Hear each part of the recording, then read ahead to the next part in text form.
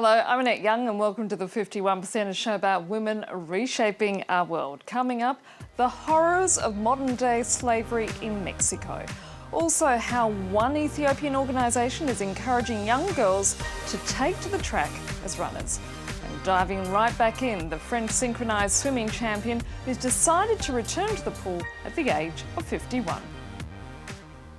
But we begin in Mexico, which is believed to have the highest number of people living in slave-like conditions in the region. Now, the Global Slavery Index estimates more than 265,000 are subjected to some form of modern-day slavery in the country. One young woman's tale has horrified the nation after she revealed she was forced to work for 17 hours a day while being literally chained to an ironing table. For 2 years, Sundari says she was held captive at this dry cleaner's, chained by the neck and beaten and burned with her iron if she stopped work. Fed one small meal a day, she said she chewed on plastic bags to stave off hunger pains. Finally, she managed to escape. The lock wasn't properly shut and I escaped via the bathroom. I found 100 pesos in a client's shirt. I got a taxi and I left the dry cleaners. When Sundari reported her ordeal, police raided the business and arrested 4 women and a man. She now lives at a women's refuge where she's been helped by NGO workers. The group has helped reunite her with her family, whom she ran away from as a teenager. Now she wants to prevent other young girls from being sucked into slavery. Her goal is to become an activist for the cause. She said, "I don't want this to happen to anyone else. I want young women to understand that when they leave their homes as teenagers, they're at risk." Many young people don't understand that fighting with their mother and leaving home can put them in the hands of these kinds of predators and vultures who were able to manipulate her and later to enslave her. The Walk Free Foundation's Global Slavery Index said in 2014, Mexico had the highest number of people living in slave-like conditions in the Americas. They believe over 265,000 were subjected to a form of modern slavery within the year. Qatar is one of the wealthiest per capita nations in the world, yet recent figures reveal only 35% of women of working age are actually employed. The government's been trying hard to encourage more women to enter the workforce. This despite the country's traditional patriarchal culture. At only 28 years old, Mariam El Soubaye runs her own company, selling objects made in Qatar. All Qataris, both men and women, are guaranteed a job, higher wages, and simplified procedures should they ever decide to start a business, all thanks to a nationalization program called Qatarization. I was the director of programs and creation in Qatar television, and before that I worked in marketing and at the Ministry of Foreign Affairs, and I started several youth initiatives, and so I just reached a point in my life where I wanted to create something that's my own. The emancipation of women in Qatar reached its peak in 1999 when women gained the right to vote and run for public office, an initiative that came from the top at the request of Sheikha Moza, wife to Qatar's former emir. At the Carnegie Mellon University in Doha, there are now 4 times more women registered in the business program than men. We have women in IT, we have women in the banking sector, they work in hospitals, they work in any sector you can imagine. Qatar is one of the wealthiest per capita nations in the world. In this favorable economic context, young Qataris are encouraged to contribute to the country's development. It's easy to create your own company, so young people take advantage of that. They're well equipped for it and they're encouraged to do it. There are many business centers here, like the Business Incubation Center of Qatar, which was recently created. There are plenty of banks who create prizes for young entrepreneurs. It's a priority. And at this forum for startup creators, most of the featured companies are run by women. Qatar is paving the way in terms of women's rights, but there is still some resistance. It's difficult, I think, for people to accept that the culture is still conservative in a way, that they do think that women can do something, or they're less in a way than the guys. I'm not sure why, but this generation is actually proving the opposite by having more ladies leading things and being in a top positions. Despite its progress, Qatar remains a patriarchal society, and women there face different forms of discrimination. Men and women are entitled to equal salaries, but some sectors like agriculture or fishing are still exclusively reserved to men. In 2012, only 35% of Qatari women old enough to work held a job, a percentage that seems to have come to a standstill.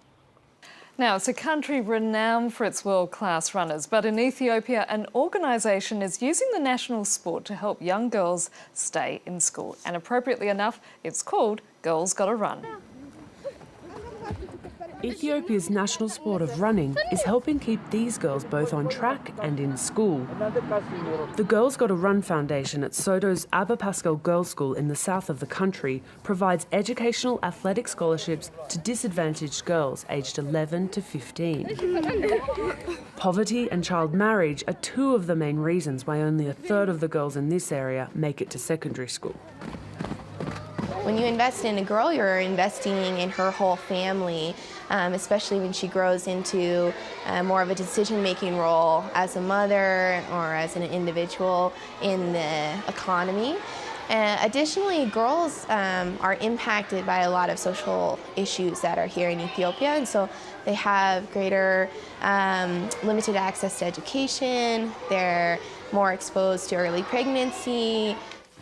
Girls like 13-year-old Maren Jamene, who is today getting ready for school. Her widowed mother makes a living selling cups of tea and coffee and says the running scholarship is allowing her to keep both of her daughters in school. After Maren got the scholarship, she has been encouraged to study with her friends. She used to come home at 3 p.m. after school, but now she stays with her friends at the school studying and using the library. She also runs on sport days, so in general her life has changed dramatically. Running is part of Ethiopia's national identity, and the sport allows the 15 girls in the club a safe place to make friends and to get healthy. They also receive running shoes, hot lunches, and attend life skill classes on reproductive health, leadership, and empowerment.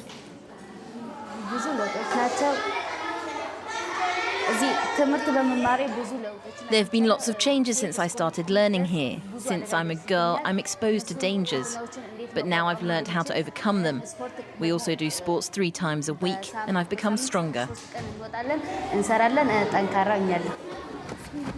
While Maren enjoys running, she says she's not in it to be an elite athlete. She just hopes to go to secondary school and to one day become a doctor. Here in France, she's known as the mermaid. Muriel Hermine is a synchronised swimming champion who won the European Championships 4 times. She retired in 1988, but at the age of 51 has decided to get back into the pool. Her challenge? To win the World Championship. It's like being 20 years of age again. This was Muriel Hermine's passion decades ago. She's with the coach she had in the old days. The flicker of a smile disguises the huge effort involved. Lower your arms. Go underwater. Now go, push. Hermine, at 51, is training back up to competition level 27 years after she retired.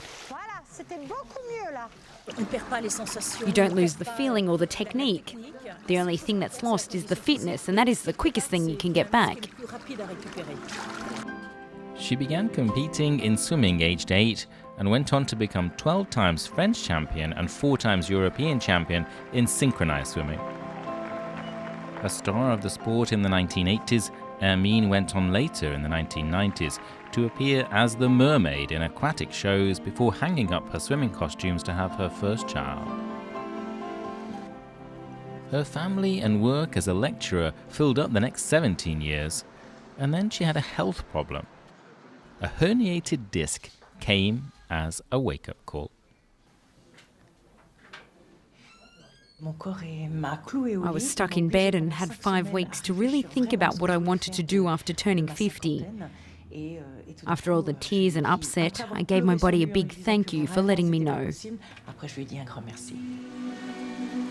Muriel Hermine is preparing her return with a solo performance to music by Vivaldi. She trains 2 hours a day, has no support from the National Federation in the sport and no sponsor. It's about rising to the challenge to prove herself as she heads to 52 years of age.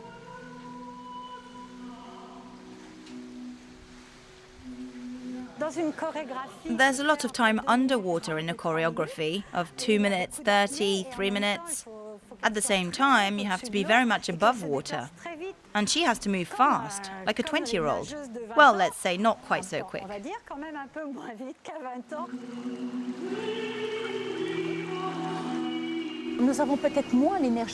We may not have the same energy and vitality we had when we were 20, but we do see life differently. I remain convinced a champion's success is 70% mental attitude. The goal in the coming months is to aim for a world title in her age category and so relive the sweet taste of success. And that's it for now. And if you'd like to comment on what you've just seen, you can head to our Facebook page, that's France24, _ the 51%, or do send us a tweet at _51%. Thanks for your feedback so far, and please keep those comments coming in. Until our next program, bye for now.